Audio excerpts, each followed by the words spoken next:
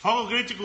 Número 41, Beth Lee. Dona Beth Lee. Vocês não têm noção. O porteiro avisou que era Dona Elizabeth. Dona Elizabeth. Pô, eu tô querendo achar a bagaça aqui. Não tá difícil? Difícil. É assim, Landscape assim? Não, é Landscape Pro.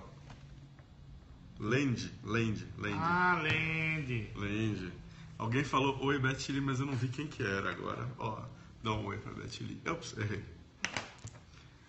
Dá um oi pra Beth Lee aqui. Ai, oi. Ó, Daniel, vou dar um oi pra você. Outro Daniel, Rosália.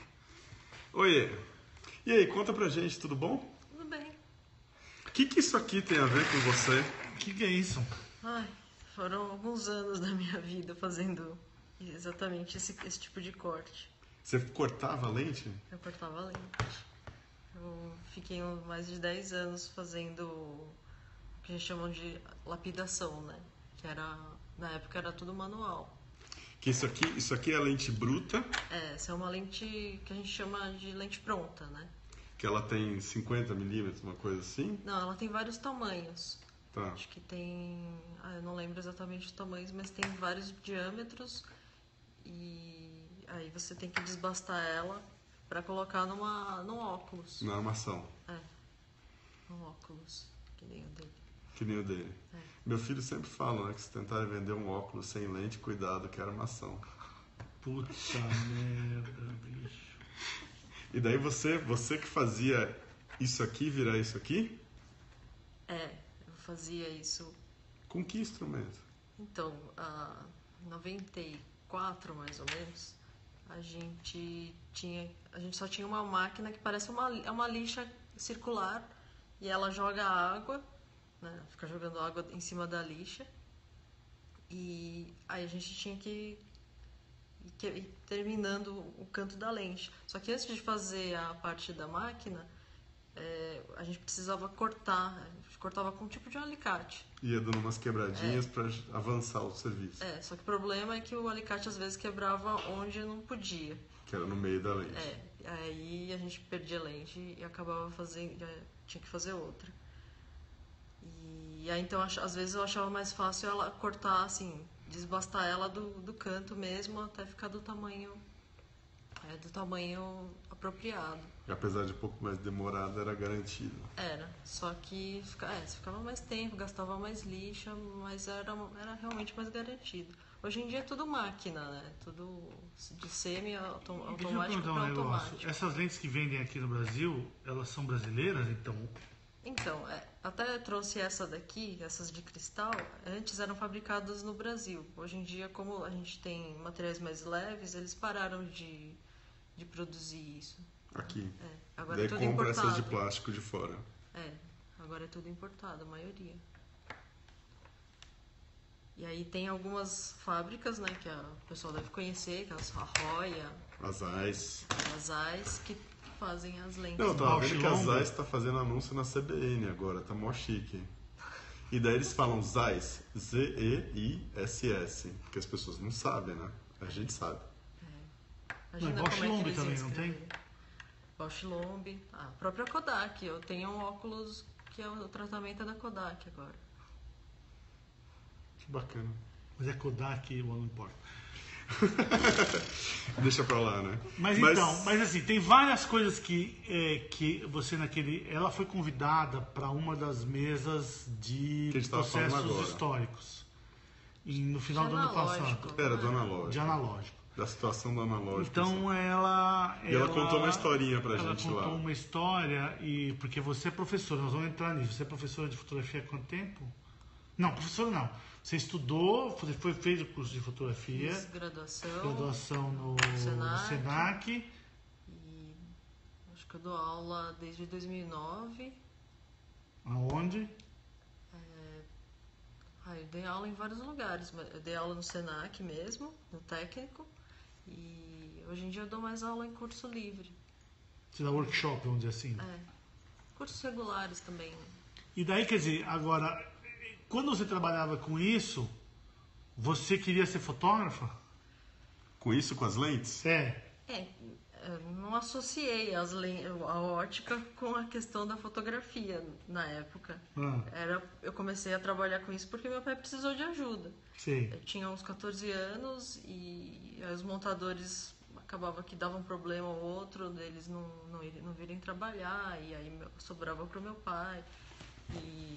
E aí ele era uma pessoa extremamente sobrecarregada assim, de trabalho, e aí eu percebi que ele precisava de ajuda, é por isso que eu comecei a fazer isso. Mas para ajudar ele mesmo, mas eu odiava cortar essas lentes. E aí aquela história que eu contei daquela palestra, né? Uma vez a gente fazia muitas campanhas de doação de óculos, só que a gente entrava com... As pessoas doavam armação, vai. Não, era uma empresa que chamava a gente para fazer o trabalho. Então eles pagavam a gente, eles pagavam as armações e as lentes. Só que eu tinha que ir lá para tirar as medidas e ajustar a armação. Você tirava a medida da pessoa, ela já vinha com a receita. Tinha os médicos, nessas campanhas assim, tem vários médicos, né? Normalmente eles até são feitos dentro do HC. Uhum. E aí a gente tinha que entrar com essa parte do produto, né? De fazer a medição, né? De pegar uma armação que encaixasse na pessoa. Então, muitas vezes foram muitos óculos de uma vez para eu montar. E numa dessas, mesmo com as máquinas jogando água nas lentes para não ficar o pó subindo, eu fiquei muito doente, porque foram mais de 300 óculos. Em dias, assim, num dia? Quantos dias? É 1 mês e meio, 2, eu não lembro muito bem. E daí dá muito pó de vidro. Quanto tempo demora para fazer uma dessa, para cortar, depende do grau. Se for um grau baixo, na máquina não demora muito. Na semiautomática deve demorar uns 5 minutos. Mas, só que você tem que, assim, não era um grau simples, né? Tem muitos graus que são muito altos, tem o astigmatismo, então você não pode girar a lente na hora de cortar.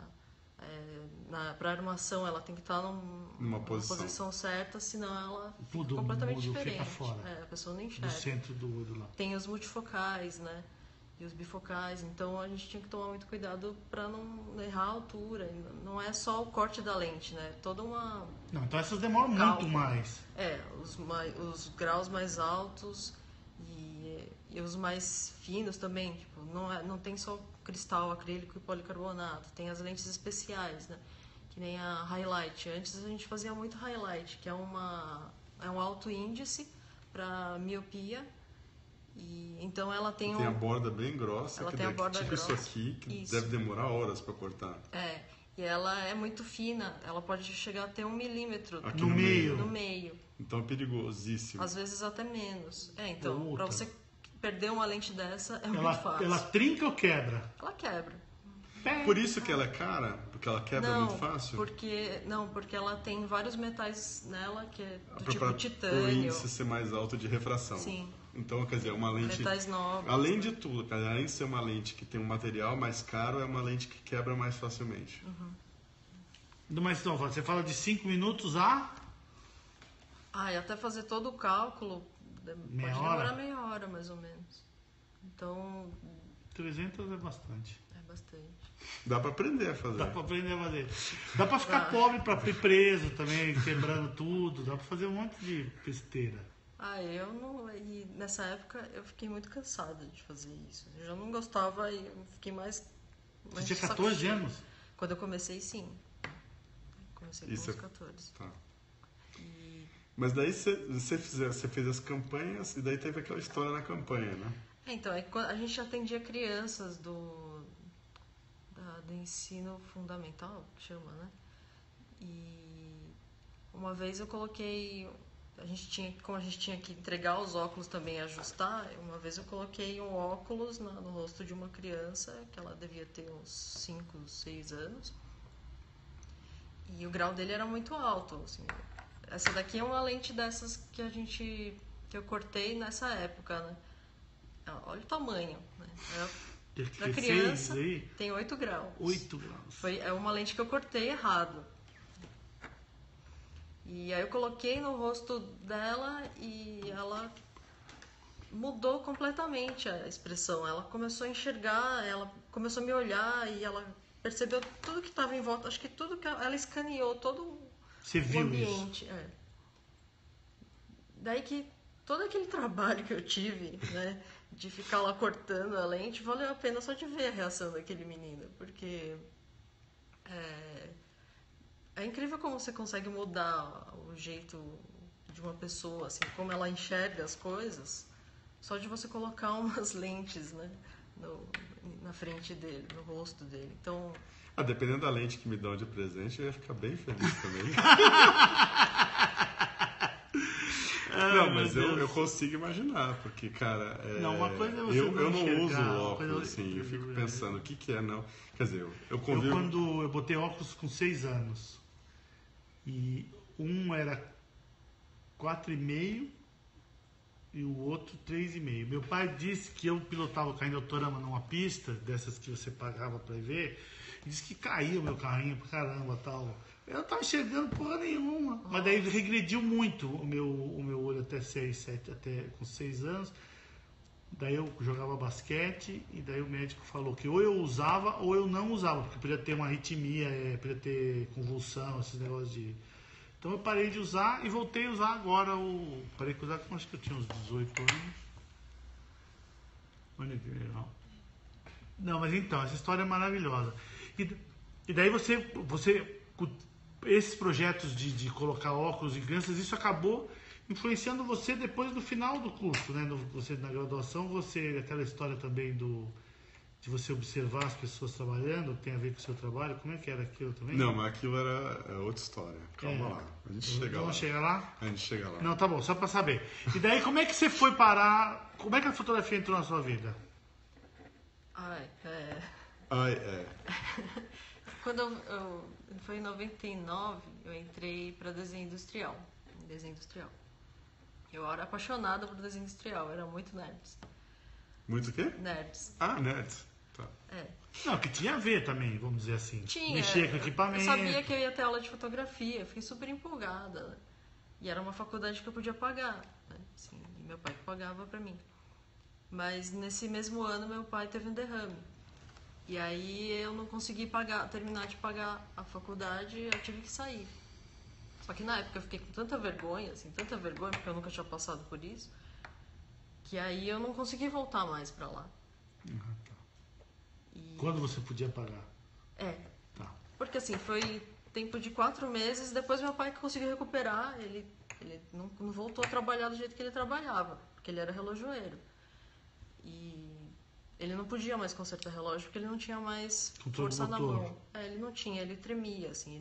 Não dá pra tremer com peças tão pequenas, né? E aí ele conseguiu recuperar em 4 meses e aí eu falei, puxa, agora o que eu vou fazer, né?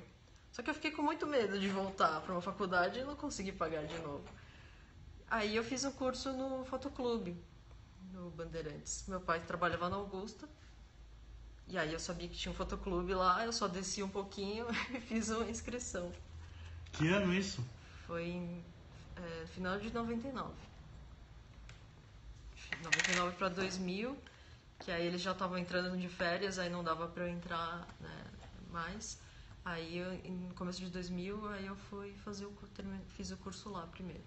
O básico? O básico. E depois eu fiz o de estúdio. E depois eu fiz revelação cor com o Enio na Focus. Lá no centro já? Eu fiz Focus também. Legal. Aí foi muito legal. Filme colorido foi uma paixão também. O cheiro do laboratório não tanto, né, do colorido, mas... Não, eu gostava de chegar no laboratório. Ficar, não, se ficar é outra coisa. Mas de sentir aquele cheiro, porque tem isso, né, com tinta, com tudo que tem solvente, temos uns problemas, né, na nossa sociedade. E tem uma história boa que os caras fazendo um barco, na época do verão, os caras colando por dentro o barco, e daí nego colando as colas de solvente, os sofás, daí nego desmaiava. E daí ia pra enfermaria, daí o cara mandava ele embora. Daí eles não queriam ir embora, eles queriam voltar pro barco. Daí, e tinta, essas coisas têm um puta cheiro bom, assim, quer dizer, eu acho assim, no começo. Senti o cheiro do laboratório. Então, outro dia eu entrei no laboratório no Capovilla, que tem as máquinas ainda Frontier, o único lugar que tem o RA, né?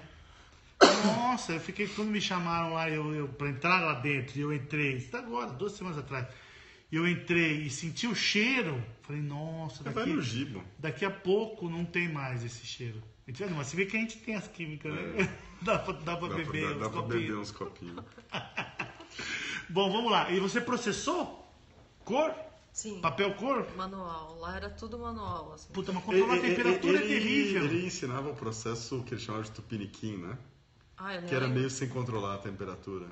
Da temperatura ambiente. Ele controlava. Eu acho que controlava do jeito dele. Só para explicar para você um negócio. Não controlava, porque tanto o E6, tanto o C41 quanto o RA é meio grau de controle. Quer dizer, ou é uma coisa completamente... Não, o E6 são 2 décimos.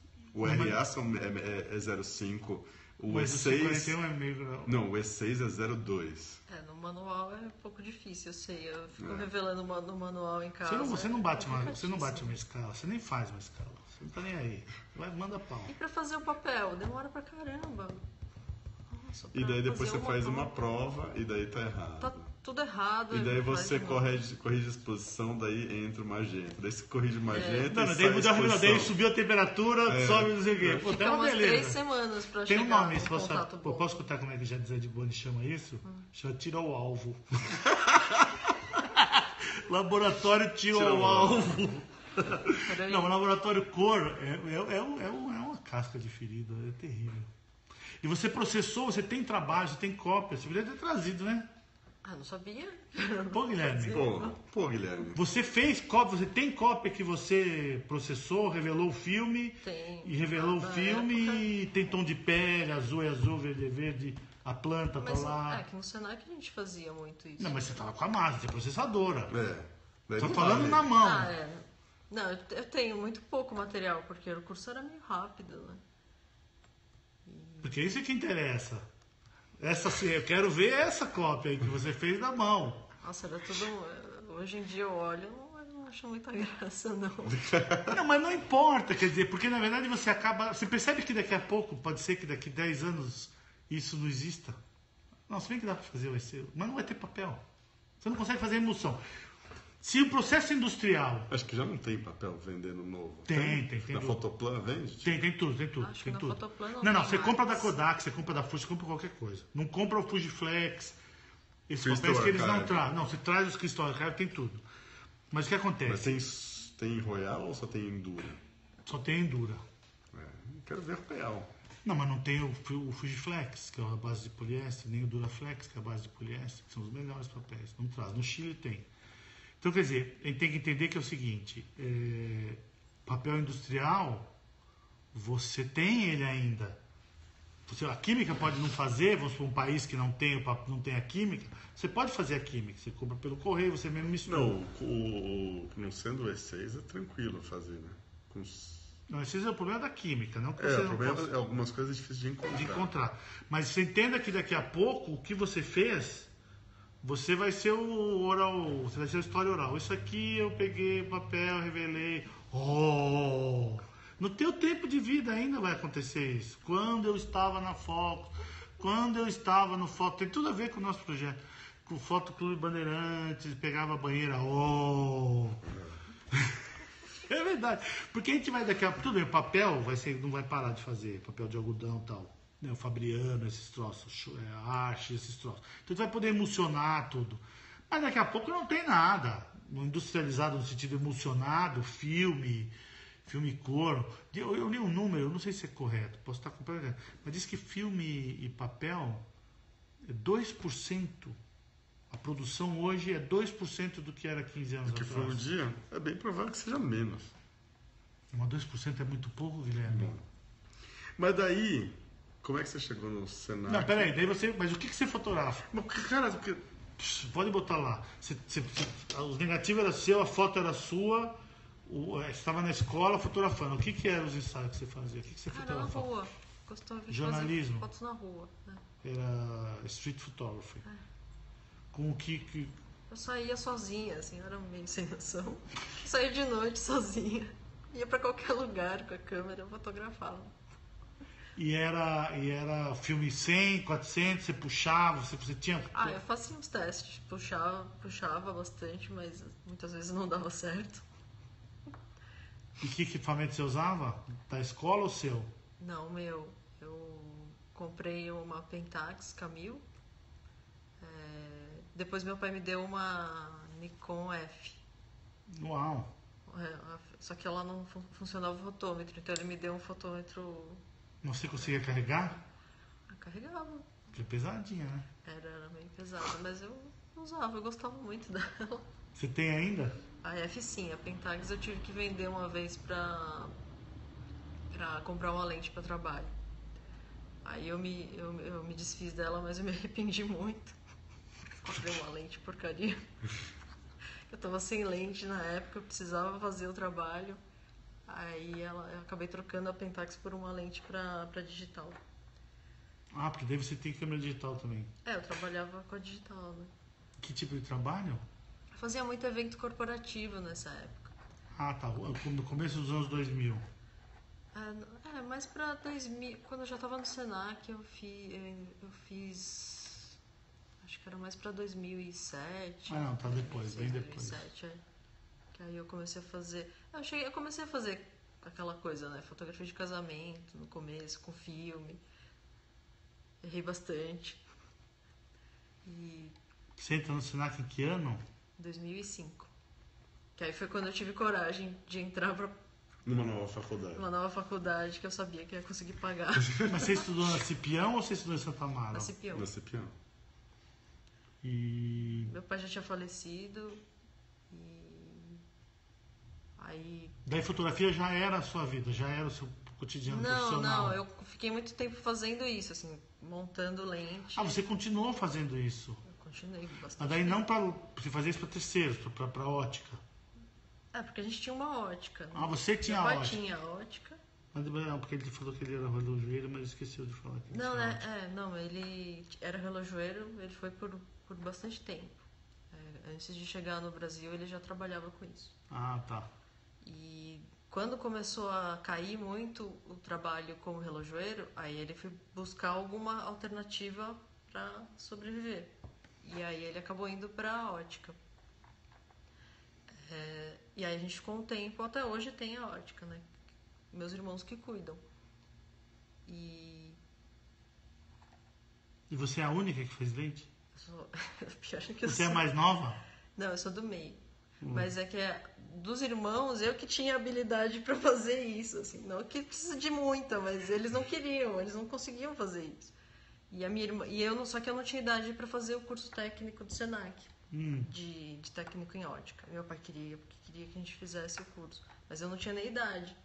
E aí ele fez a minha irmã entrar no curso. Para ela te ensinar? Não, para ela ter diploma.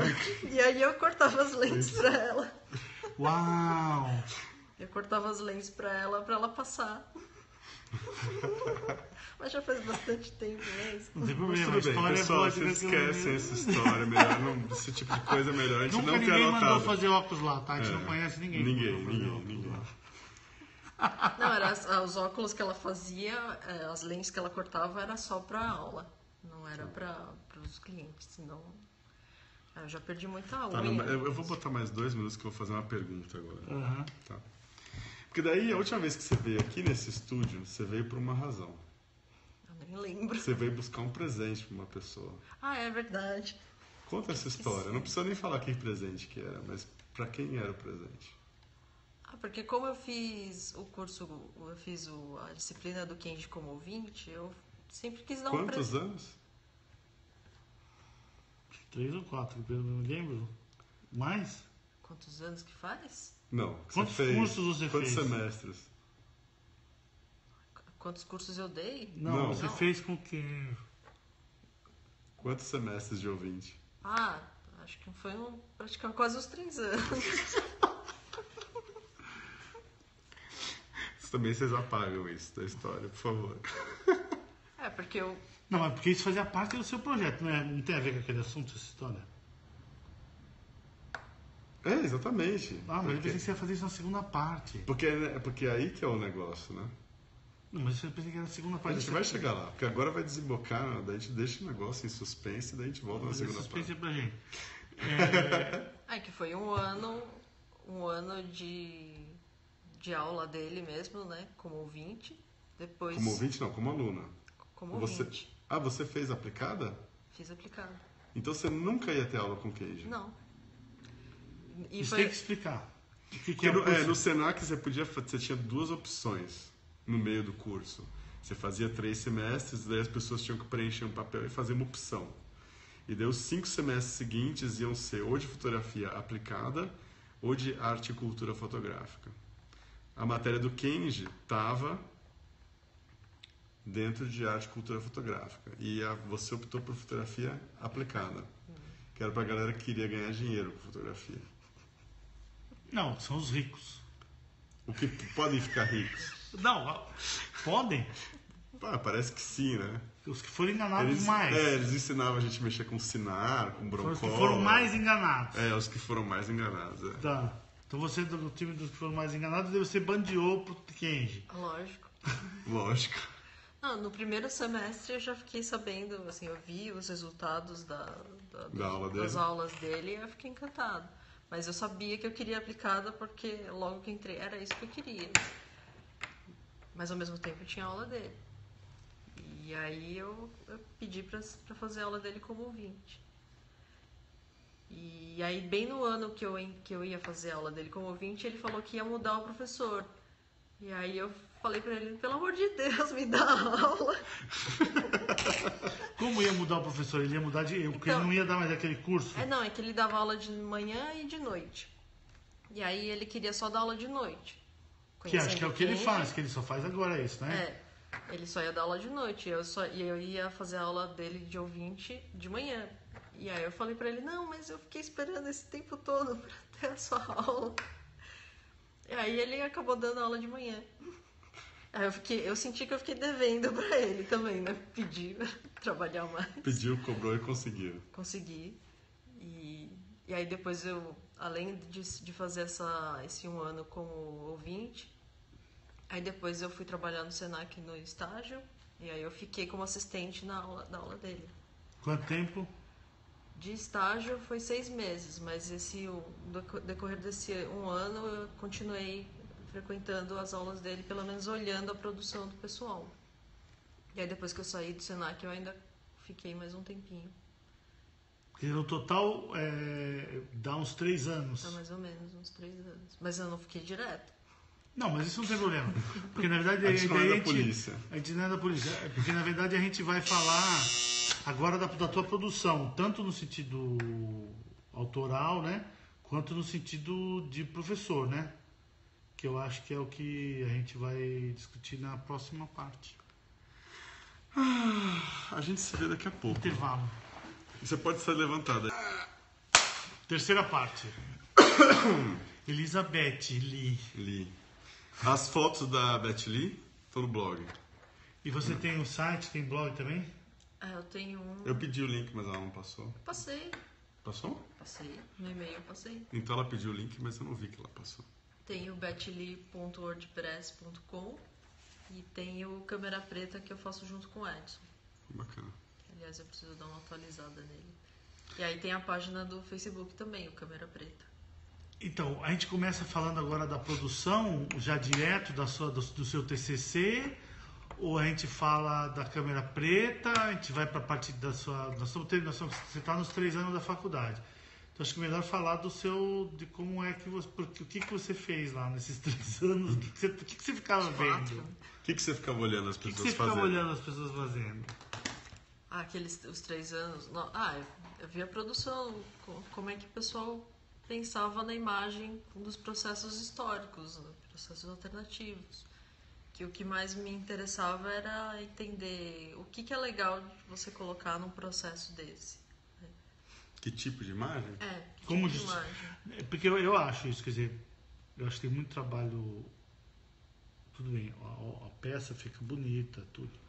Mas não se justifica muitas vezes o trabalho. Então. Fica anacrônico, quer dizer, você não está fazendo nada. Podia ter feito de qualquer forma. Se a foto era boa, então, assim, para justificar o processo histórico, é uma coisa bem manhosa, né? E era uma coisa que te interessou. Falava muito, né? Na época, dentro da escola? TCCs, falava muito, mas... Adequar o processo do trabalho ao tema. Por que fazer o processo, né? Isso. E isso que eu queria ir atrás, por isso que eu fiquei tanto tempo também, para entender por que a gente faz uma produção com esse processo. E chegou a alguma conclusão que você pode dividir com a gente? Conclusão, não. O que você fez? Vai muito da sensibilidade de cada um, mas é que o que me interessava entender, assim, o que importa pra gente fotografar, né? O que é importante pra gente de fotografar e revelar e guardar uma foto por tanto tempo. E é uma coisa que eu até comento com os alunos hoje, né? Mesmo do curso mais simples, tipo de câmera compacta, fotografia de celular, até os processos alternativos, né? O que é importante de fotografar? Quando o curso me dá brecha para falar isso, aí eu comento, falar que durante a graduação eu sempre fiquei me questionando sobre isso, né? E qual foi o seu trabalho da graduação? O TCC foi sobre o quê? O TCC, então, na verdade o meu TCC eu queria fazer um vídeo com fotografia infravermelha, não tinha nada a ver com fotografia alternativa.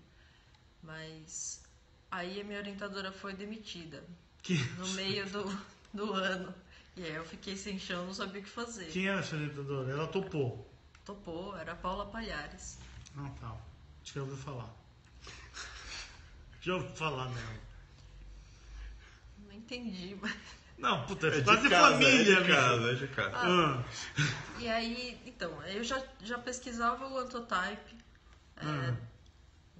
desde 2007. Parênteses, Antotype. Papel emulsionado com sumo de uma flor ou de uma fruta ou de uma folha, correto? Mas tem um outro nome, né? Tem um nome genérico, não tem? Tem umas vertentes, né? Que eles falam de fitotype. Fitotype é o que eu conhecia primeiro. Mas fitotype é o que usa folha, né? É. Você não faz o sumo, você usa uma folha. Uma folha direto. Como se fosse o seu papel. E aí, o que mais? O Antotype você macera você faz a coisa toda e põe no papel mesmo. Isso. E então eu já pesquisava esse processo porque, como eu sempre falo nas aulas de Antotype, tinha um livro que o Kenji me emprestou que era sobre outra técnica. E depois dessa outra técnica tinha uma descrição do Antotype que era desse tamanho, falando que é demorado, é natural, pode ser que dê certo, mas ele não tem fixação. E aí por isso que eu fui atrás desse processo. E aí o Kenji falou, nossa, mas ele é muito demorado, né? Mas mesmo assim eu comecei a tentar alguns testes. E aí como eu fiquei sem orientadora, eu já não tinha mais nada a ver o que eu ia fazer de TCC com ela, era com ela, assim, não tinha como passar pro Kenji. O Kenji foi meu orientador depois. E aí eu falei pra ele, não tem jeito, eu vou ter que mudar, porque não tem, assim, não faz sentido, né, pra mim, né? E aí eu fiz o TCC sobre Antotype. E aí como naquela época eu tava perdendo muitas coisas, eu perdi minha orientadora, a gente estava perdendo espaço para o digital na faculdade mesmo. Foi o momento que fecha os laboratórios. Eles começaram a pensar em fechar os laboratórios.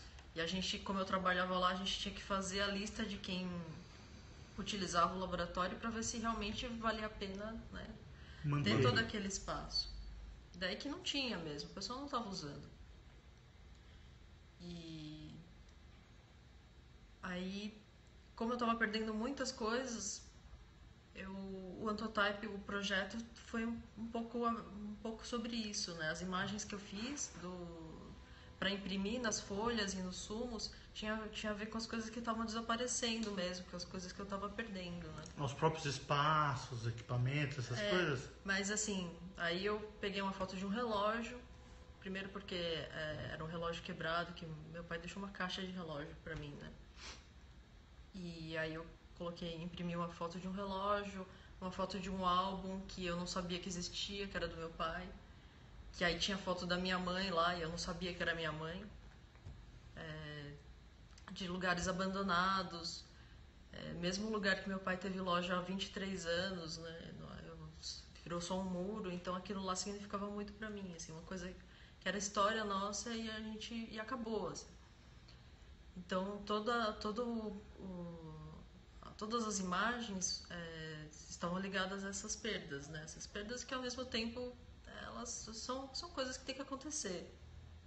E era dentro do próprio, do que estava acontecendo dentro do próprio curso, né? Quer dizer... E aí no TCC eu falo sobre essa questão, né? E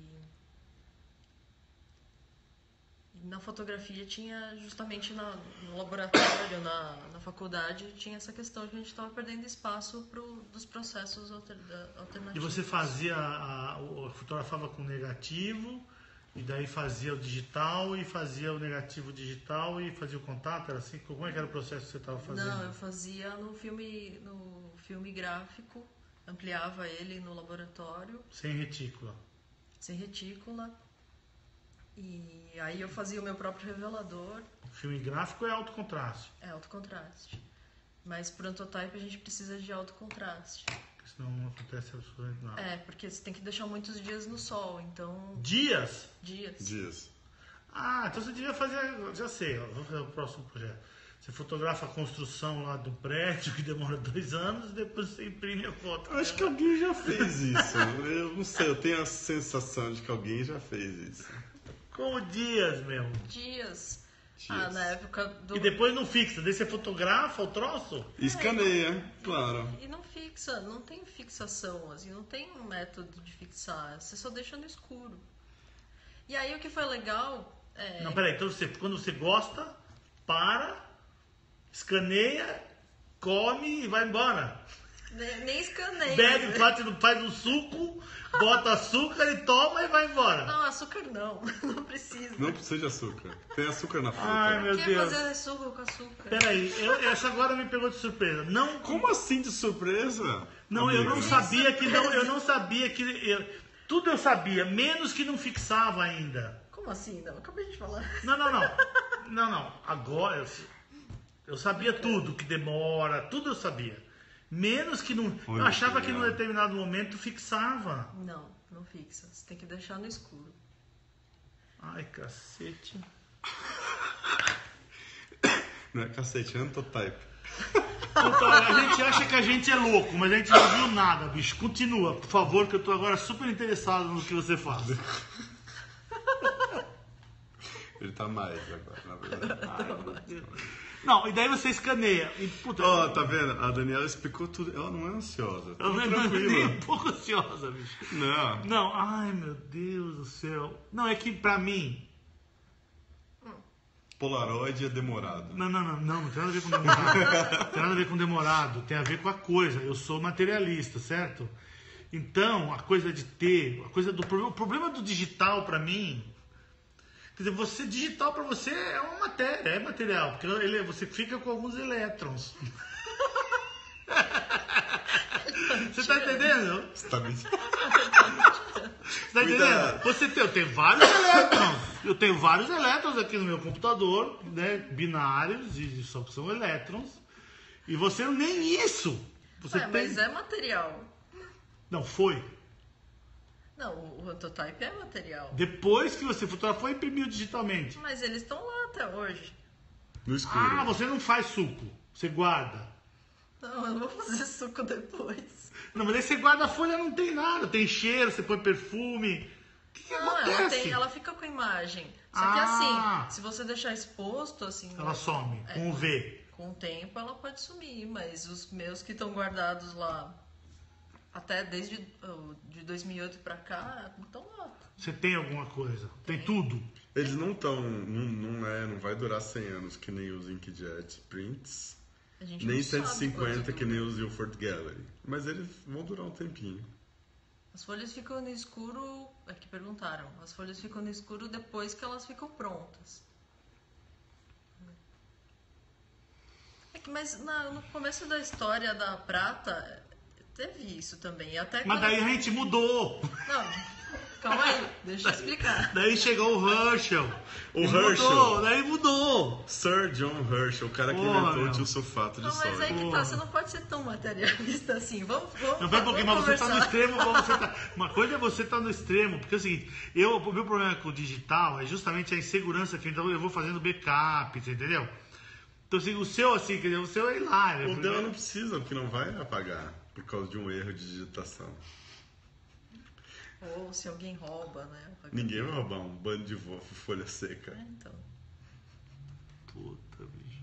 Mas a graça era não, justamente eu acho legal. Eu já fui em exposição que estava vivo, que ele não estava fixado, né? E eu acho legal. Então, durante a exposição, o cara jogava uns fixador, daí a coisa continuava, porque tem coisa que ele botou molhado na parede de tarde, então eu já vi isso, fizemos isso no MIS, eu não lembro o ano disso, 92, 93, então eu acho legal. Mas daí você concluiu o TCC com essas fotos das coisas que você tinha perdido em Antotype. E o Ken já aprovou. E aí eu até comparava, me aprovaram, e eu até comparava justamente com o digital, porque o digital, o que ele é? São fotografias que a gente guarda num equipamento que chama memória. Eles chamam de memória. Chama de memória. É uma memória que você pode perder, você não sabe quanto tempo. Você pode ter uma porra de uma coisa do eletro... Se ela uma coisa no sol cai no chão... Não, isso já aconteceu. Não, mas você pode ter uma tempestade solar e puf, apaga tudo, apaga a terra. Então. Não apaga só HD. Mas é depois disso que pra onde foram? Pra onde... Quem estava no horizonte? Você continua fazendo isso? Eu continuo ensinando isso. O Antotype. Você produz o que agora? Para o seu trabalho? Eu produzo em vários outros processos. O Antotype foi um começo assim, de pesquisa. Você foi logo no pior, Logo no princípio da coisa. Sim. Porque o que era legal dele? Não era só que ele podia desaparecer. A graça, para mim, é que ele era um processo desconhecido. Não é bem a palavra desconhecido, porque na verdade ele abandonado. É abandonado, efêmero. Pela efemeridade dele, ele era tratado como... Filho pródigo. O filho pródigo é ela, né? Não, eu achava legal que assim, eu comentava do Antotype para vários professores, ninguém sabia o que eu estava falando. Então, aí eu falei, e é isso que eu quero descobrir, eu quero desvendar sobre essa técnica. E daí que eu fui... Tudo bem, pode ir, tchau. Ele tá me tirando de novo. Ele faz isso com quase todo mundo, você tá levando muito a sério. Não, é porque é o seguinte, é muito... por que você fala que eu sou materialista? Ele precisa de dinheiro. Que é coisa... Entendeu? O seu processo, nem para fazer suco ele serve. Olha só. Entendeu? Então é uma coisa efêmera. É um beijo, assim, é uma coisa, é um sonho, é um cheiro. É quase, só que você vê a coisa e aí é isso, entendeu? E ele foi comercialmente viável justamente por isso que ele ficou largado, ficou abandonado. E de quando quem que faz a pesquisa primeiro? Porque ele é meio junto, ele é precursor da história da fotografia. Sim. Por causa do tingimento, por causa da cor. Um deles foi o Herschel, o próprio Herschel, que fez pesquisas com esse processo. Para não usar prata, exatamente.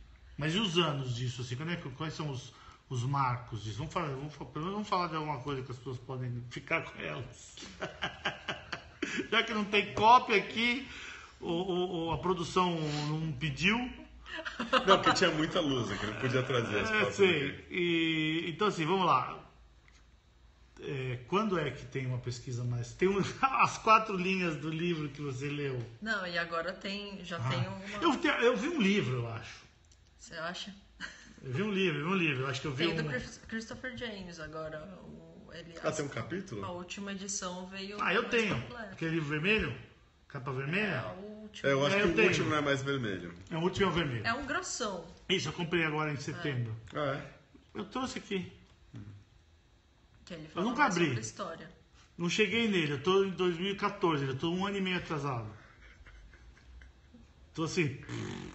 Mas a ideia de pesquisar esses processos é justamente entender um pouco sobre o que foi feito, a história. Exatamente. Né? E falar um pouco sobre a história, porque além do Anthrotype, quando eu faço um curso de Anthrotype, eu não falo só sobre ele, eu falo sobre as pessoas. Não, eu já sei o que está me incomodando. É o seguinte... Vamos deixar ela contar a história. Não, eu vou deixar porque agora ela vai entender. A gente vai atrás, em geral...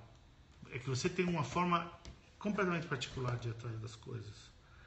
Porque a gente vai atrás das coisas no sentido assim, a gente gosta de alguma coisa, gosta de uma imagem, de alguma coisa, e daí você tem alguma ideia para usar aquilo. E você tá se lixando pros troços. Fala, aquilo ali não dá para fazer? Que legal, tô afim. Entendeu? Quer dizer, então a coisa de não ter referência, não ter o texto, não ter bibliografia, você tinha muito pouca imagem, só as coisas desmaiadas, quer dizer... E daí você vai atrás e vai fotografar a memória, a tua história, quer dizer... Então, a tua abordagem, ela é toda não materialista, né? Quer dizer, nem a referência você tem... materialista. Né? Nem a referência você trabalha com ela, né? Então, assim, você, na verdade, a tua coerência é maior até. Nesse sentido que eu tô querendo dizer. Você foi atrás de uma coisa que não tinha nem a referência histórica, bibliografia... Era tudo uma coisa curioso, né? Não, mas é interessante você se interessar. Foi por causa da flor, foi por causa da fruta, foi por causa de quê? Porque não tinha nada escrito, justamente. Porque não tinha exatamente uma referência. Perda de perda de identidade, perda de história. Na verdade, era mais para entender um processo. Assim. Se a pessoa fala, é efêmero, então eu queria entender por que era, como é que ele era feito, assim, o que dá para fazer. Mas você tinha referência? Daí que depois de um tempo eu descobri que, assim, existia um cara que fez daguerreótipo colorido, né? E esse cara que fazia daguerreótipo colorido, ele usava os pigmentos das plantas para chegar na cor. Exatamente. Isso que eu achei interessante. E aí eu queria ir atrás dos processos que ficaram esquecidos na história. Não tem no Joseph Maria Eder, não tem referência nenhuma no Anthrotype? Eu vou pegar. Eu falei semana passada. Antes deu... PDF. Tem um PDF da semana passada, o link do Joseph Maria Eder, o livro inteiro, um tarado da Tchecoslováquia, da Bulgária, não sei onde, escaneou o livro inteiro, não sei quanto tempo vai durar, e a gente não pode fazer, eu tenho o PDF, eu não posso, o crime é eu passar para vocês, agora vocês baixarem lá, em quanto tempo for baixar, não sei quanto tempo aquele troço vai durar lá, é o livro do Eder. O blog da Beth é betlee.wordpress.com, bethllee.wordpress.com. E daí fala dos outros processos agora, que assim, essa coisa das plantas aí já ocupou muito espaço. Mas na verdade eu acabei achando Anthrotype porque eu estava pesquisando um outro processo que é a base de mel. E aí o Kenji me emprestou esse livro por conta desse processo que é o Dustion. Esse eu não vou falar, eu acho. É um processo de revelação a seco, você revela com pigmento, né? Então esse foi o primeiro processo que eu vi, assim, sendo feito na faculdade, e aí eu queria ir atrás dele. Foi o Luiz Gustavo Prado, na época, ele estava fazendo TCC. E aí eu queria entender esse processo primeiro, mas ao mesmo tempo que eu achei o Dustion, eu achei o Anthrotype, então eu fui atrás dos dois, os dois processos.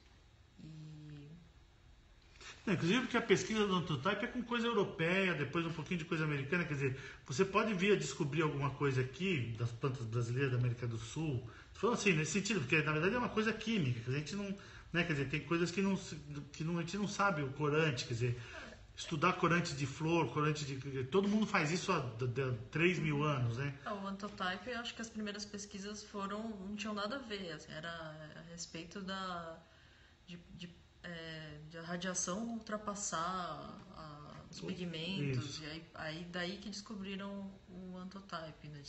O jeito de fazer uma imagem a partir de uso de planta. Porque tinha uma mudança de densidade.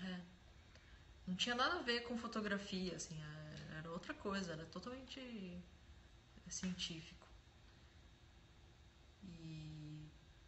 Então, e aí eu fui atrás do Antotype por conta de outro processo, e aí cada um vai me levando ao outro, né? O Dustion é o do TCC do Prado? Eu fiquei com uma imagem daquelas, eu troquei por um negócio também. Aí eu e o que você me deu também era um Dustion? Que legal. Só que você não tem aí? O do Prado eu tenho, o dela ficou no laboratório que eu tive medo de carregar até o estúdio, porque é um vidro fininho. Então, só que ele fazia sem tirar o dicromato. Ah, é? Aí o que eu faço é lavando a cópia para tirar o dicromato. Sério?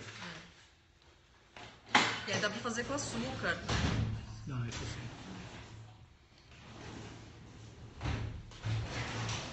Bom, mas então vamos falar um pouco das aulas e dos outros processos. Porque eu pensei que o seu trabalho era mais com cianótipo, não tem nada a ver com as calças. Com as calças.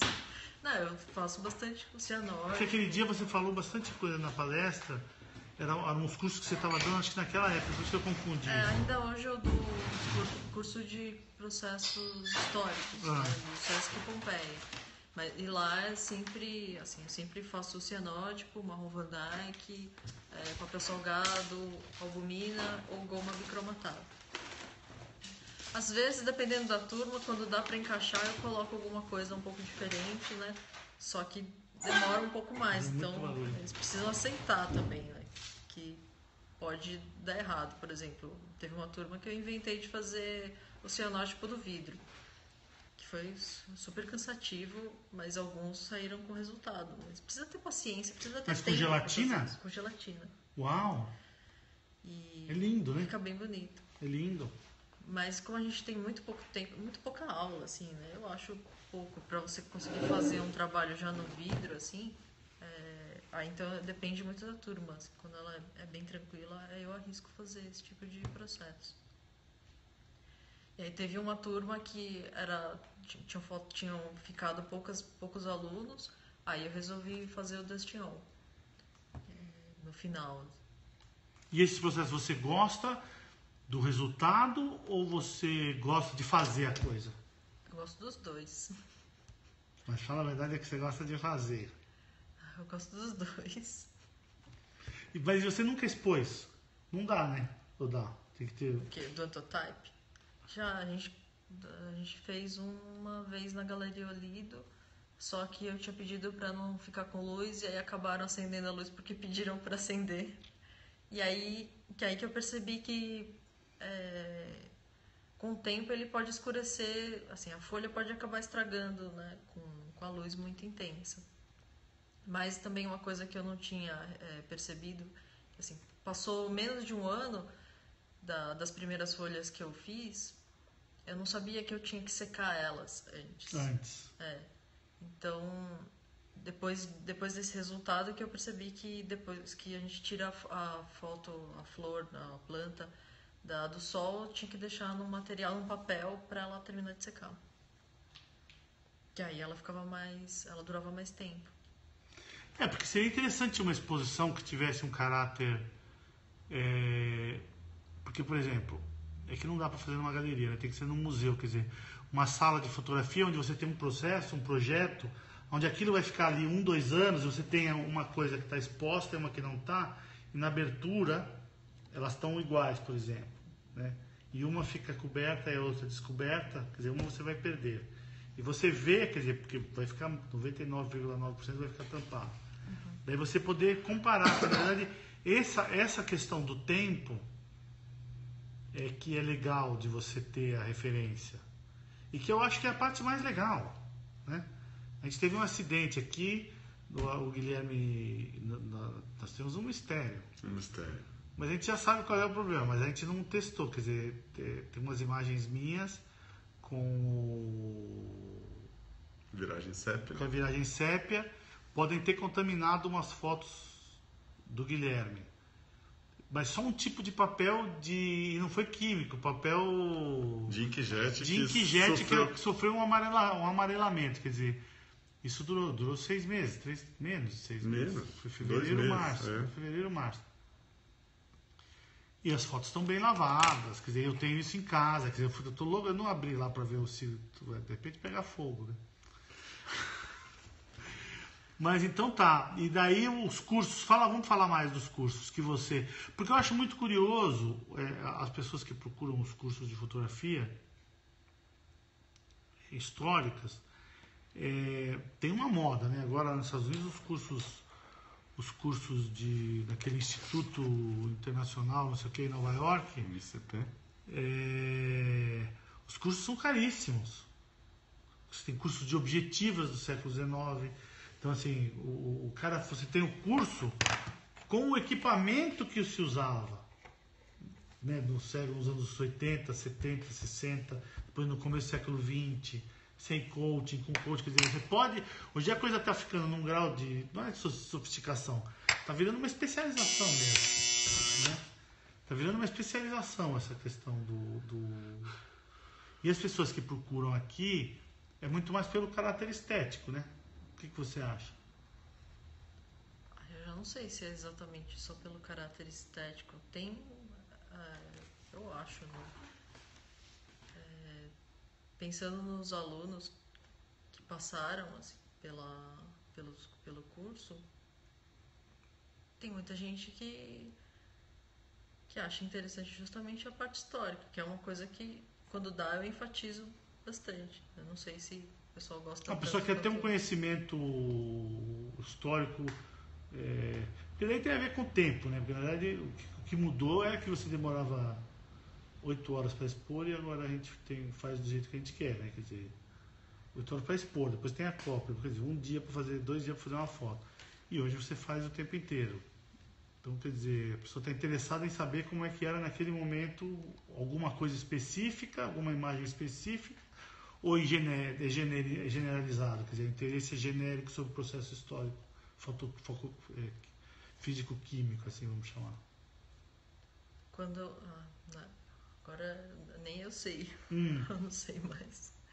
Mas quando a gente começou com o curso lá, vinha muito professor de escolas, assim.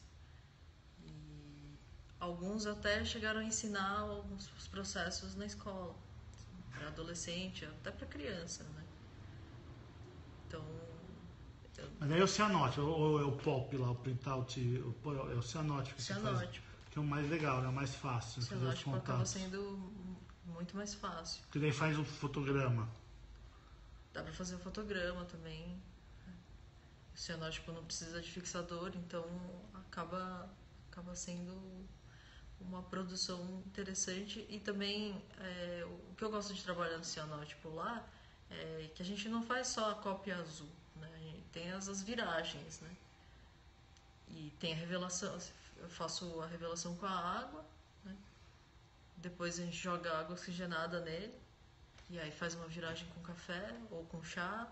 Ou a viragem pra... A oxigenada vira o quê? Ela fica só mais azul mais intenso. Assim. Ah, tá bom.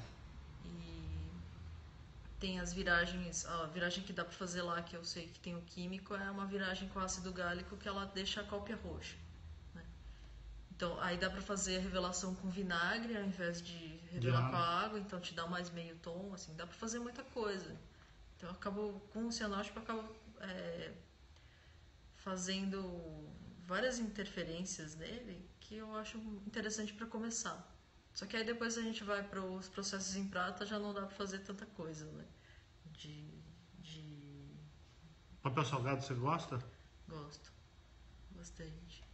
Aí o que eu tenho tentado fazer é que assim, eu também gosto de plantar. E aí eu plantei, eu descobri a araruta, né? Araruta? Araruta, demorou anos para descobrir que era araruta. E aí eu plantei araruta. Não acredito.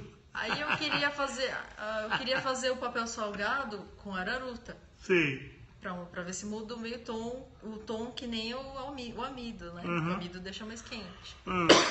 Aí eu peguei minha araruta que eu mesma colhi, eu triturei ela no liquidificador, e aí eu peguei o polvilho dela, o amido lá, sei lá, e aí eu sequei o amido, agora falta fazer o papel salgado. Pra brasileirar a coisa. Não, a gente estava fazendo. O Marcelo Lerner, quando voltou do México, o Marcelo foi assistente do Bravo, fazendo as platinas. E daí nós começamos a emocionar. Eu falo nós, eu não fiz absolutamente nada, por favor, eu só estava presente. Eles deixaram eu estar presente. E daí era muito legal, porque a gente fazia milhões de coisas, não sei o que, e daí tinha no livro lá Ararout. E daí a gente liga pra Inglaterra, Ararout, onde é que a gente encontra Ararout? E daí sei que alguém um dia falou, gente, Araruta, pô. E daí eu falei, ai, cacete. Mas foi dias, foi semanas, isso foi fantástico. Se tivesse o Google não tinha Translate, ia ser tão fácil. Tem na Bahia, tem umas chácaras aí em São Paulo. Não, a gente comprou no mercado, comprou na feira. Mas no mercado às vezes não é Araruta. Não, mas a gente comprou. 92. Se você ligar lá e falar assim, nossa, eu tenho uma alergia, assim, eu posso morrer se eu comer fécula de mandioca, sei lá, polvilho. Aí a pessoa fala, não é araruta. Entende? Nem sempre é, porque ela não rende tanto que nem a mandioca, por exemplo. Então, às vezes eles vendem como araruta, mas não é. Eu li isso num blog. De Araruta. Não, um blog. E aí ela falou, se você liga pro lugar e fala, nossa, se eu comer esse mandioca, eu morro. Aí a pessoa fala, não é araruta. Entendi. Era diferente, ela fica uns floquinhos. Na verdade, ela fica um pão muito fino. Mas a nossa era uns floquinhos. Um floquinho? Não sei, pode ser. Então você fez uma gelatina de aveia aí. Beth... Olha, Beth, muito obrigado pela sua paciência. Foi muito curioso a sua participação aqui. Você vai. A gente vai fazer o seguinte: você vai repetir. Você não passou. Não passei. Não. Você foi reprovada e a gente quer. Desmaterializar você. Materializar. Não, eu acho que tem uma série de coisas que a gente pode fazer no sentido de não sei como é que isso fica no programa, mas de discutir a questão com os processos mais presentes, porque eu acho que sem as cópias é muito... Você pode falar... Porque tem a questão... Está brincando aqui da imagem sumir, mas existe uma materialidade do print, que é uma coisa que pra gente é o que mais a gente gosta, na verdade. Gosta do papel, gosta da prova, gosta de tudo. Então, você vai ter que voltar. O que falaram ali? Estão falando que a gente ficou calmo perto da Beth. Não sei não, mas a cabeça aqui tá só... Não, porque você imagina... É o silêncio antes da tempestade. Você imagina quantas vezes ela fez esses troços? Assim, eu não imagino quantas vezes ela lixou lente. Não, quantas vezes você... Quer dizer, os seus processos são lentos, quer dizer, ainda tem o erro, tem não sei, quer dizer, tem muito